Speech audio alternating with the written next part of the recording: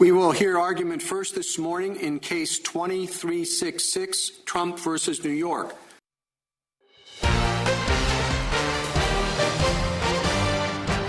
All right, I'm going to tell you a phrase that you probably remember from like high school, right? You know, U.S. history, taxation without representation. I mean, that's what the Revolutionary War was all about, right? King George was taxing us and we had no representation, so we created our own incredible republic here called the United States of America, right? And even today, and that's an issue that's pretty self-explanatory, and if the Supreme Court had to deal with taxation without representation, it might be a pretty easy case. But right now, the Supreme Court today heard a case that's kind of like the opposite of taxation without representation. It's representation without taxation. What exactly am I talking about here? It's a case involving people who are here illegally on whether or not they should be counted as part of the census. Why is that important? Because the numbers that are obtained in the census are then used to figure out how many representatives in the federal government each state and section of each state gets. So more people, more representation. So if you have people who are here legally and illegally, you'll have more people.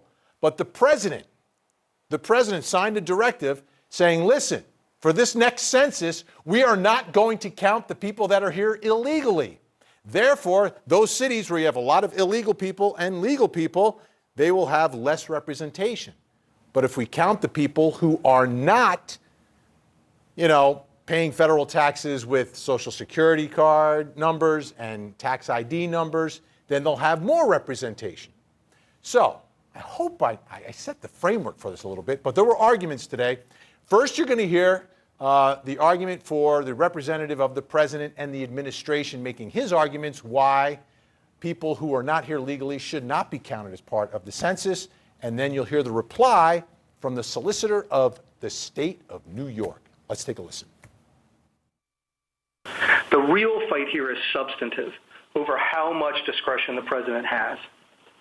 Text, history, and precedent are all clear about the general test, whether one is an inhabitant. The question is how to apply that test to people who are present in the country illegally. Treating someone apprehended at the border on March 31st or scheduled to be removed on April 2nd as a usual or settled resident of the United States on April 1st flies in the face of this court's cases, common sense, and any sound theory of political representation. The Constitution and laws require that seats in the House be apportioned according to the number of persons in each state. The president's new policy of refusing to count people who are not in a lawful immigration status is flatly inconsistent with that command. Our laws reflect a deliberate choice not to base apportionment on citizenship, voter eligibility, or any other legal status, but instead to count the number of people living in a state. All right, and with me is Court TV legal correspondent Charley Painter, who is monitoring and covering all this for us today.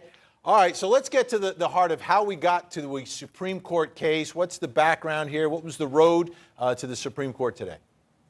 Well, Vinny, this case is significant because it's the first time a case of this magnitude has been in front of the Supreme Court. In fact, it's the first time a president in U.S. history has attempted a new approach to the census count. Here, he moves to remove millions of undocumented immigrants from the census, which is conducted every 10 years and is the basis for determining the number each state gets for the House of Representatives and, significantly, federal funding that each state would receive. So this case originated after President Trump wrote a memo to the Secretary of Commerce directing the secretary to count the number of illegal or undocumented immigrants in the country. Well, as you can imagine, that garnered a lot of lawsuits from states and from nonprofits. Well, at the lower court level, they agreed with the challengers of Trump's new approach to the census count. So Trump appealed it to the Supreme Court, and today the Supreme Court heard arguments on this case. Here was the key question at issue. Let's look at it. The question presented for Trump versus New York is whether undocumented immigrants counted in the 2020 census can be included in the count that apportions U.S. House seats and distributes federal resources to state and local governments. Now, to get to this answer, the court has to address two key issues. First, do the challengers have standing to actually bring this case before them? And then whether the president's actions are constitutional. And that is the core question of the case, which has largely been untested because, Vinny, throughout American history, the census population numbers have always included every person in every state, regardless of their immigration status. Okay, so we're on new ground here, and all right, I know the way that the four liberal justices will vote on this already, so that's not even an issue, right? At least I don't think it is. So what are the experts saying about this? Because it really comes down to the five constitutionalists that are on the court and the way they're going to approach this. So what do the experts say, and what does the Constitution say about this? Yeah, that's a great point. And especially considering that the outcome at the heart of this issue would really shift political power between the states. I did reach out to a couple of experts, one from each side of the fence. So let's first listen to Chris Hayek, who is pro-Trump administration position. It is a issue with large partisan ramifications, but it does to count illegal aliens in the census does erode the idea of citizenship and respect for our laws. If one of the benefits you get from entering illegally and staying unlawfully is that you get represented in Washington, that strikes many people as just rewarding the violation of our laws. They've never tried to exclude illegal aliens. It's never mattered the way it does now because of the pattern of where they live. They tend to cluster in states like California, New York, Texas, and as a result, those states are getting more House seats and therefore more electoral votes than states where there aren't very many illegal aliens, like Alabama or Ohio. And so it really will make a difference to the political map. Ultimately, what the merits of this case come down to is whether undocumented people count as persons. Why? Because the Constitution and the other laws that extend from the Constitution require all persons to be counted. It's impossible for anyone to stand up with a straight face and contend that undocumented people who live in our country are not people. They are integral members of our community. Many live here for decades. They contribute to our society in all kinds of ways, including through paying their taxes and serving in the military. This is not just a legal question. The census needs to be transparent in order to be legitimate. It dictates the distribution of political power for 10 years.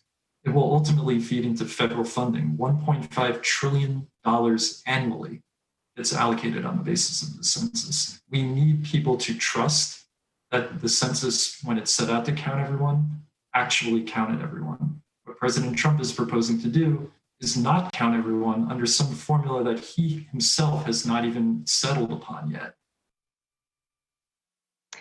Vinny, what both sides can agree on is that when they do reach the merits or the heart of this case, it really comes down to the definition of the word person in the Constitution.